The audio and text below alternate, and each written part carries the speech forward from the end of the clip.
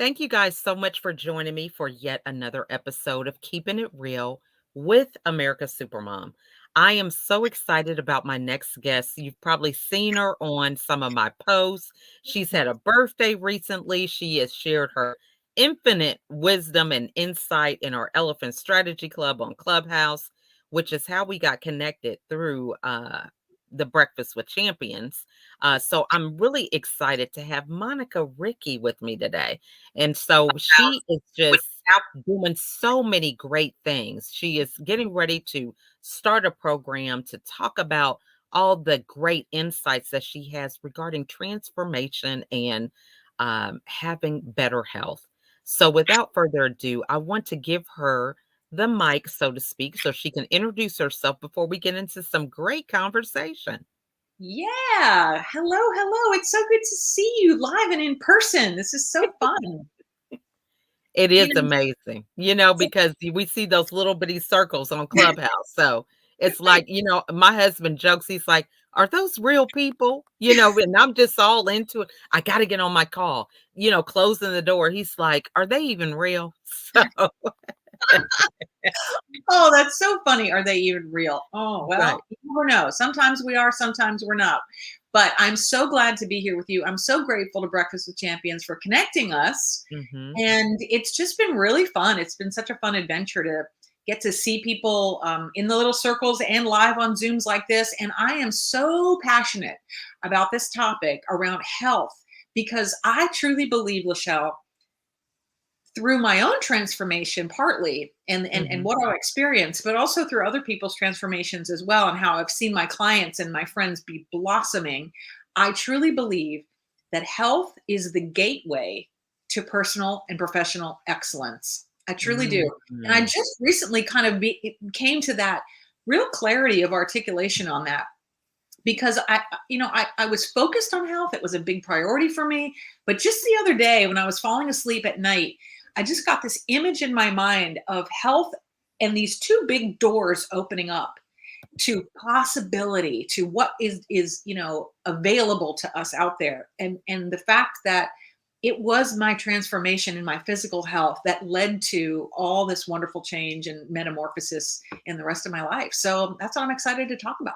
I love that because, transformation uh is so important. I think the impact that we have with transformation, we can really inspire and help so many people. So talk to us a little bit about your transformation, what it was, how it happened, because people look at you now and they're like, wow, she's got it all together.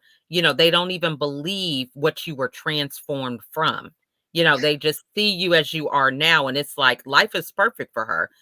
She doesn't understand what I'm going through right now. Hmm.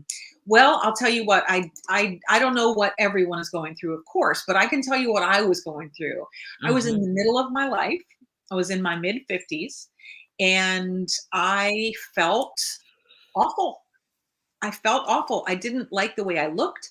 I didn't like the way I felt in my clothes. I just the image you have of yourself in your head, when it gets so far Mhm. away from the image you see in the mirror, it creates this dissonance that's really uncomfortable. And that's kind of where I was. I didn't know how I'd gotten there, frankly. And I Mhm. wanted to do something about it. But if you're like me or anyone who's watching is like me, I had decades of roller coaster try and fail, try and fail, try and fail. I would take charge of my health for a short time and I wouldn't get great results, so then I'd slack off. So Mhm. I kind of was on this roller coaster of working out, not working out, eating good, not eating good, blah blah blah. But then a couple of years ago, I saw a Facebook challenge. It was in December of 2018. I remember it so clearly because it was created by a woman that I actually know personally who is in unbelievable shape. She's a personal trainer and she created this Facebook challenge and she was calling it the 12-day, 12-minute New Year's challenge for 2019. And I will tell you, this is I don't even like to admit this, but the thought that went through my head at that time is even a loser like me can do 12 minutes. Mm. That's what I thought because Mhm. I was so discouraged, like Mhm. just that feeling of being discouraged. Mhm. And that's how it started. I started following her program, and she really put it together masterfully. She did, because she built in these great elements of accountability, and she took all the thinking out of it. So she would tell us exactly what workout to do for 12 minutes. At the end of your workout, you had to take a sweaty selfie and post it in her private Facebook group. And then at the end of the 12 days, anybody who had participated for every single day without missing a day was registered to get into a drawing to win something. I don't even know what it was. Well, I did my 12 minutes every day, 5:30 in the morning, and I submitted my selfies. And I didn't win the thing, but I didn't really care because in my mind, I had already won because I did 12 days of working out, which I Mm. know to anyone who is watching this, it may be laughing and going, 12 days? Wow, good for you. You want a cookie? But for me at that time, that was huge. That was huge. Mhm. So Mhm. here's what I'll share with you. The miracle wasn't in the 12 days. Mhm. Can you guess what the miracle was in? Just getting started. Number one, it was getting started, but the miracle was in the 13th day. Mm. Because the 13th day, that was where I was alone. For the first 12 days, I was with a group of ladies. Oh. I was in the Facebook group. I was accountable. I had this external force on me, Mhm. keeping me on the track. On the 13th day, I didn't have Jack. Mm. So that was where I met myself. That was where I got face to face with, what are you made of, Ricky? You getting up or are you staying in bed? And that's when the transformation really happened. And That's amazing. it was miraculous, truly. Yeah. Now, so for people who are watching, and we have that element of self-sabotage. We see ourselves, like you said, in our head, Mhm. and how we see ourselves living life is totally different than that. So, how do we change things up to where we lower our expectations in a manner that allows us to start rather than judge ourselves and not take action? That was so beautifully articulated right there. I'll tell you, one of my peeves, and I know it's a natural thing that we do when we're being interviewed, but one of my peeves is when people say, "What a great question," because all we're doing is buying time to answer. So I'm going to say to you that was beautifully articulated because it Thank you. was beautifully articulated. Because that is why the first step of these 12 days was so important. The fact that this Mhm, trainer was so genius in that she made it so easy for me to succeed. mhm, 12 minutes. 12 minutes. I mhm, literally said, even a loser like me can do 12 minutes. So she made the bar so low that mhm. she knew we would all be able to jump over it easily. Love And that. she prescribed exercises so we didn't have to figure it out on our own. Because I guarantee you, if Mm. she had said, just do whatever you want for 12 minutes, we wouldn't have done Nobody would have thought of anything. nobody Yeah. would have done anything. But she gave us every single day, she gave us a specific group of exercises to do. So Mhm, those two things alone were part of the magic of the system. So to answer your question, when you begin, you give yourself a goal you can absolutely hit. That's mhm. the first part. If you can't hit that goal, now you want it to be a goal that is going to stretch you a little bit. Hi, Mike. My friend Mike is on. You want Hey, it to, Mike. he is, oh my gosh. Speaking of, what did I say that my trainer was? Jacked. My friend Mike is jacked. I love that man. I love him so much.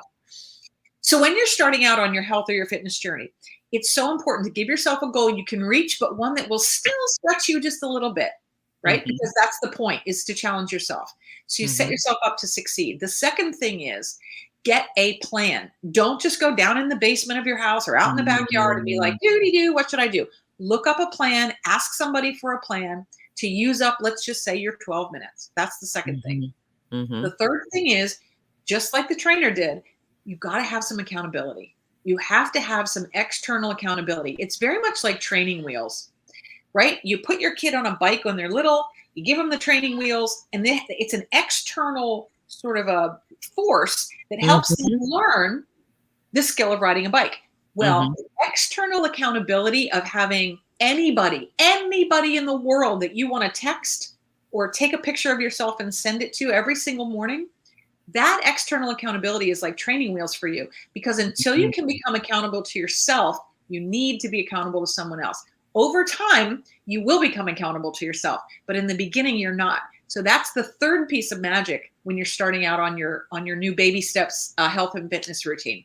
I love that. And one of the things that for me it's like it's a journey, and there's this compound effect. So you start off like you said it's 12 minutes, 12 days, and day 13 you keep going. Well, over time you're getting stronger, you're gaining momentum, and so that's changing and you're being transformed. So walk us through or talk to somebody who's watching about how do you navigate that change? Because, maybe there's some habits that fall off because they don't serve the new you. Maybe it's the type of things you were eating or your idea of recreation. You now are taking hikes rather than going to happy hour. And your whole dynamic of life is kind of, evolving in front of you. So, how do you navigate through that? So there's two different questions on the table. The first question on the table is, how do you navigate through what you're experiencing as becoming a new person? Hmm. And the second question is, how do you actually change the habits?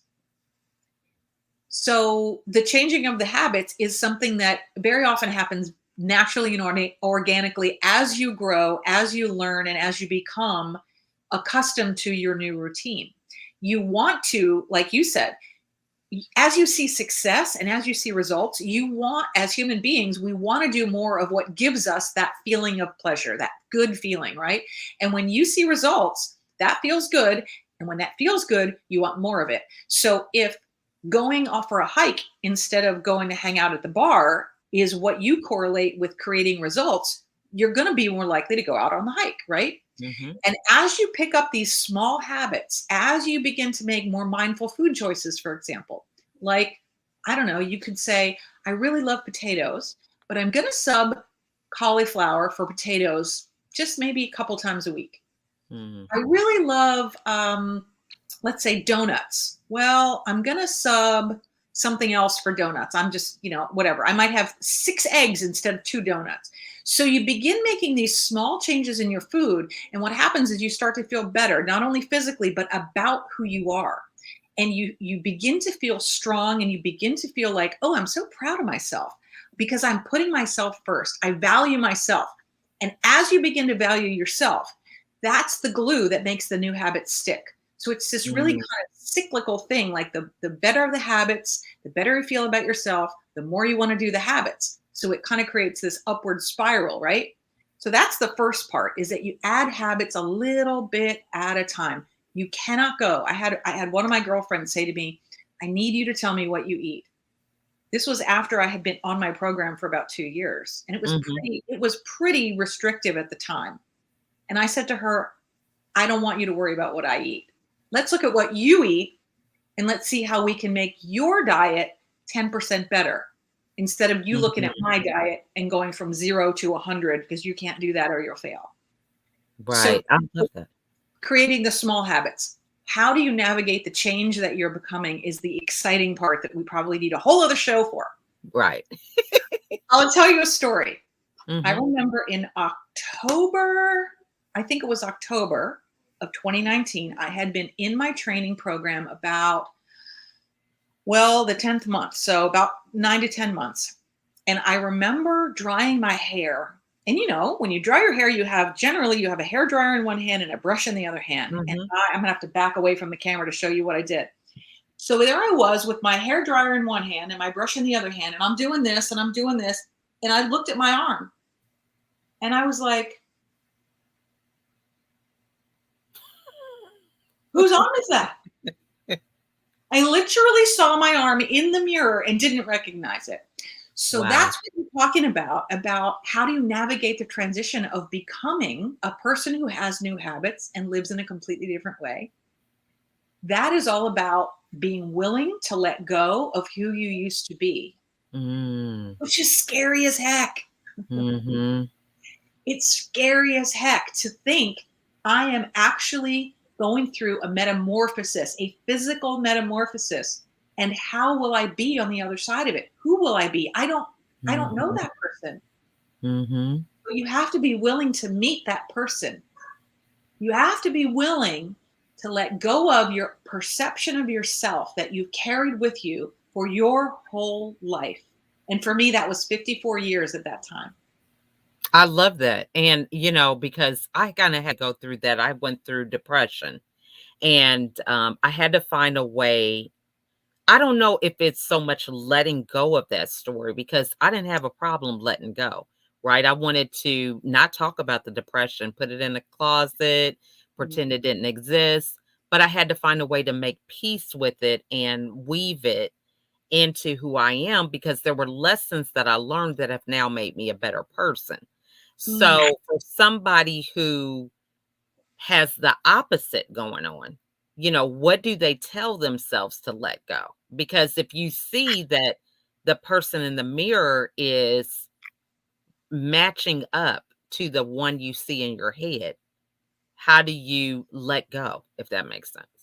So do you mean if the person in the mirror is still you still see the old person?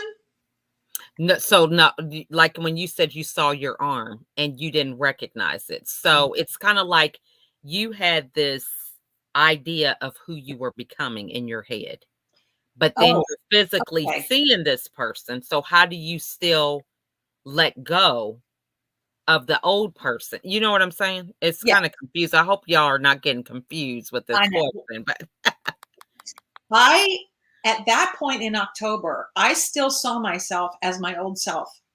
wow. So when I looked in the mirror and I saw this arm and it didn't compute. It did not compute because I looked like I Mm, was looking at a stranger, at a picture of a stranger, because I still hadn't really grasped or processed that I was becoming a new person and how far along in that journey I had come already. mm, And I think it's that phenomenon that we can't really see ourselves objectively because it's like we're in our own painting.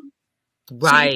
you can't see the painting because you're in it. In the frame. Yeah. Right? You're in the frame, exactly. And so Hmm. when I looked in the mirror, and this very often happens, we hear when people see photos of themselves, that's when the bell goes off, like, "Oh my god, that's me? Are you kidding?" Right? Hmm. And sometimes it's a bad way. Sometimes I'll have clients come to me and say, "That was when I saw a photo of myself, that was when I knew I really needed help." Right? Because Hmm. it's that different perspective, right? But the whole thing about self-perception is it's really interesting because we don't even sometimes realize the beliefs that we carry about ourselves until they're challenged, until the thing we see in the Mm. mirror no longer matches. For me, I was surprised in a pleasant way by what I saw in the mirror, as opposed to all these years of being disappointed by what I saw in the mirror. And so I had to Mm. really lean into, wow, I'm changing my reality. Like I am becoming a new person. And how am I going to handle that? Because here's my belief: if we don't ever let go of that old perception of ourselves, the one that says, oh, I'm this, oh, I'm fat, oh, I'm slow, oh, I'm old, oh, I'm tired. If we don't let go of that perception, which used to be our reality, I believe Mhm. we're destined to repeat that, to go back to it. Our behaviors, our subconscious brain will create behaviors that take us back there because y'all write this down if you are not writing already right now. Your brain does not want you to get better. It doesn't care if you grow. It doesn't care if you have six pack abs. Your brain wants one thing, and that is to keep you safe and Mhm. alive. And Mhm. what our brain perceives as unsafe is unfamiliarity. Mm. So when my body is physically incongruent with the belief I hold in my brain, my subconscious will create behavior that takes my body back to where my brain recognizes is familiar. Mm. I This love is that. this is why even people who have the gastric bypass surgeries, the lap bands, and all those things so often gain their weight back because they haven't completely let go of the image in their mind and the issues that created that body in the first place. Mhm. And they are incongruent. So in the mirror, their eyes see a person that they don't recognize, and their self image never catches up to that person. Mm. So here's something interesting. There's a thing called Face to Face Friday on social media where a lot of people will post their before and their after, right? Their Mhm. faces. Mhm. I made a collage of my faces. I took a face from photos from 2016, 17, 18, and maybe 2019. Mhm. No, I didn't. 2018. And I put in a face from 2021. And now when I look at those other three faces, those are the faces I don't recognize anymore. My Wow. new face is like it is, I'm in alignment now with who I am. But it took a little while and it took some diligent effort and some self awareness and some willingness to lean into the unknown. And that's where your brain doesn't want to go. Mhm. And I know I'm just rambling on because I love this so You're much. doing great. Yeah. Not Lean rambling at all. Thank you. Leaning into the unknown is what creates then the mental transformation, what Mm. creates the openness to new possibility. It Mhm. creates the cracks in the beliefs in your mind that you held for so long about yourself. Mhm. So you begin to step into this new physical person, and the new physical person facilitates the question of, I didn't know this was possible for my physical self. So what else is possible for the rest of me? And that's where the fun begins.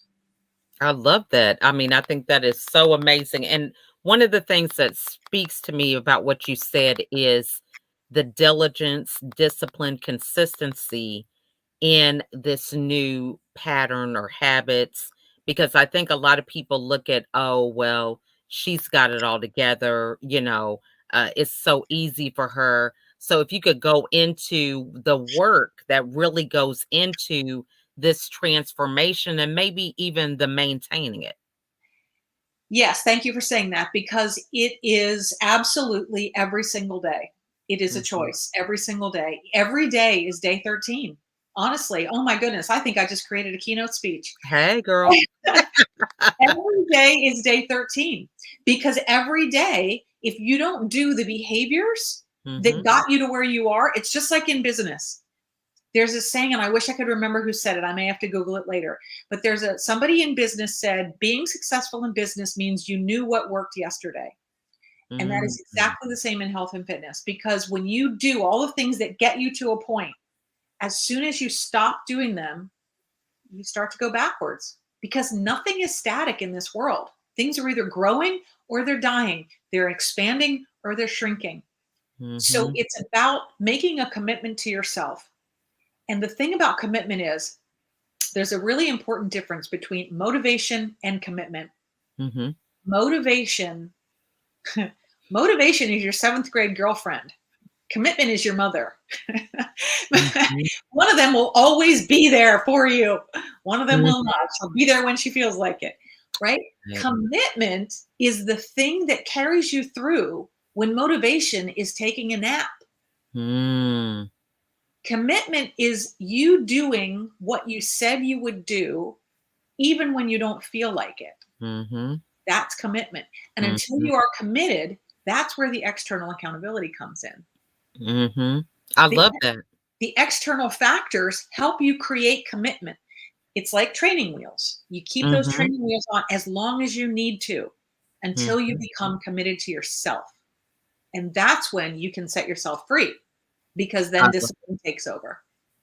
I love that. Now, so I love this whole thing about the training wheels that so resonates. So when we're thinking about the things that can externally motivate us or hold us accountable, what are some things that we should be thinking of? So maybe it's not a weight transformation. Maybe it's something at work, or writing a book or, something that we need to consistently do. What are some ways that we can create that environment to where we have those kind of external things that help keep us going? Okay. So there's two parts to that question too. Number one, we have to look at what are the habits Mhm. that are going to create the outcome you want.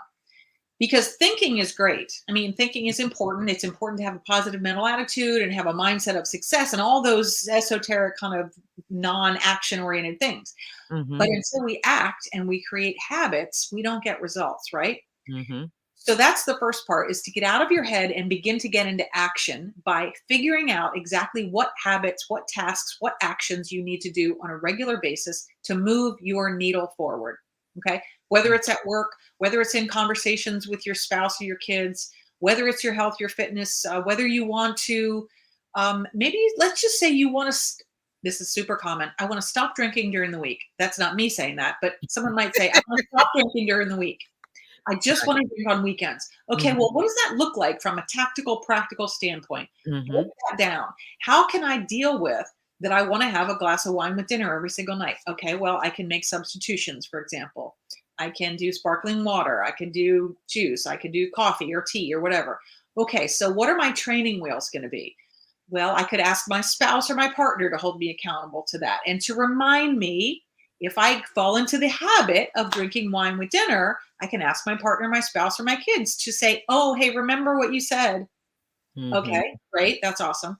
I could have some sort of a penalty and reward system. Some people really resonate with that, where Mhm. every time they do the thing they don't want to do, they have to put $1 in the jar. Let's just say, or every time they go a week and they go all week and they don't have a cocktail or a glass of wine, they reward themselves with something on the weekend, like maybe they do something fun or they, well, obviously they're going to have the glass of wine or cocktail. So that's a reward in itself, right? But creating either external people, relationship, external Mhm. accountability, or a reward and penalty system for yourself, getting yourself a team. Oh my gosh. Social media is built for this. If Mhm. not for my fitness Twitter people, none of this would have been possible with Mm. not if not for my fitness Twitter people, because I didn't have anybody at home that was supporting me. I didn't have anybody who was working out with me every day. I was by myself in the Mhm. basement for a year and a half every single Mhm. morning, right? Mhm. So whatever it is that you have to enroll, you're going to have to ask for it. You're going to have to ask for those training wheels. Get yourself a coach, get yourself a mentor.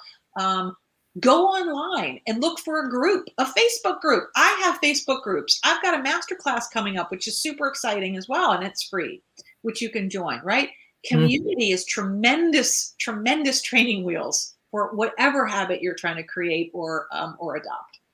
Love that. And I mean, that is just so true. And, community is what has brought us together with the Breakfast with Champions. So, for somebody who is, in your position, has learned these things, now you're taking it up a notch and having your own masterclass. Talk to us about the masterclass and, what you had to do to get to the comfort of doing that. Because so many people have the results, but then they second guess themselves. I really don't know enough, or I'm not a professional trainer, or all these things they tell themselves. Yes. Oh my goodness. It's like I fed you these questions and I didn't. Well, here's the truth. Mhm. I'm not a professional trainer and I don't hold myself out to be, but what I am is a health coach. And coaching is Okay. all about accountability. It's all about creating that environment of accountability and really facilitating people stepping into their own greatness and their own capabilities and sort of unearthing what's possible with them and for them. And so this masterclass is called the 5 W's of building powerful habits. So it's going to be a 5 step process of when you identify a habit you want to change or you want to replace. Here's the 5 things that you need to think about and ways that you can act on creating that new mindset around the habit that sticks. Because we all have tried to start new habits and fallen off. We try, Mhm. we try, and we fail, like we said before. And so I deconstructed my process and I looked at why was I able to do this in my mid 50s when I failed in my 30s and my 40s. Why was I able to magically do it in my 50s? And that's what we're going to talk about in the master class. So I'm really excited about it. I have several people signed up already. It's totally free, and it's going to be September 21st at 5 p.m. Eastern time on the Zoom. Let me think if I can share the link. Oh, maybe I should have people like DM me in my Yeah, social Instagram or media, my something. Instagram. Yeah, yeah. Yeah, My awesome. my Instagram is remaking Monica. Okay, I love that. So Thank you this for is just asking, by the way. yes, absolutely. It's all about networking. I like to introduce people. It's so funny. I get on Clubhouse and I say, "Hey, Sally, meet Jane." We're in the same room. It's like, "Hey, now you can just go to the next step, which is connect on a call and see what you guys can do to collaborate." So I think, it's so funny. Sometimes we just don't do introductions like we used to. So, Yeah. we have to get back to that. But I just want to thank you so much for your insights. I mean, this has just been some great content. Many of us, we are remaking ourselves just in general after struggling with this pandemic. So everything you said was so relevant to, the audience, and I'm sure what a lot of people are experiencing right now. So, what are some final thoughts that you would like to leave everybody with today and the best way for the audience to get a hold of you? The best way for the audience to get a hold of me would be either Twitter or Instagram. And my Twitter is just my name, Monica Ricci, Mhm. with the at symbol in front of it.